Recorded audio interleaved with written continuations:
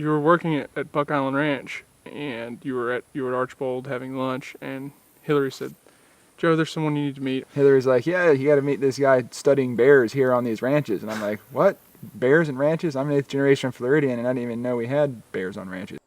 Florida black bear, it's been very much a big piece of what we've been working on.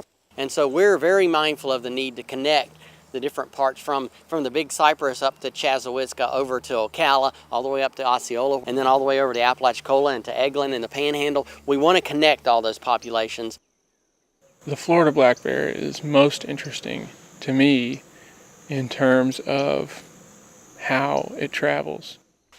One particular animal we put a radio collar on was M34. M34 we caught in October 2009 in a part of the county where we'd not really documented very many bears. And then in 2010, he took off, started in Sebring, and tracked northeast across Avon Park Air Force Bombing Range, continued up into Osceola County, close to Yeehaw Junction, Lake Marion, then to Lake Kissimmee, around the south end of Lake Kissimmee, where he swam across the river, back over toward the Lake Wales Ridge, up through Lake Wales, Frostproof, all the way to I-4. He couldn't get across I-4, hanging out there at Celebration.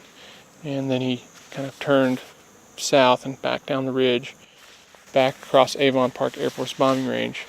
He found the Kissimmee River there and followed it all the way to Lake Okeechobee. Once he got to Lake Okeechobee, he headed west into Charlotte County and the Babcock Ranch, and finally turned back to the east and came back into Glades and Highlands County, within about 25 or 30 miles of where he was originally caught.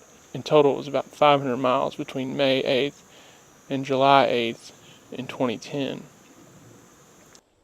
Some of the conservation lands that our bears are visiting are private lands.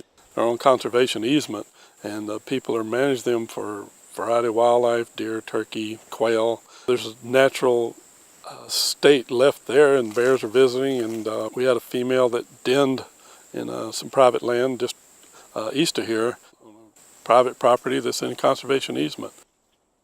For us, it's real important because the more room they have to move and transition from one area to the other and one population to another, the less they're going to get in trouble. You know, we live in a state with 18 million people, and we still have bears and panthers. That's just amazing.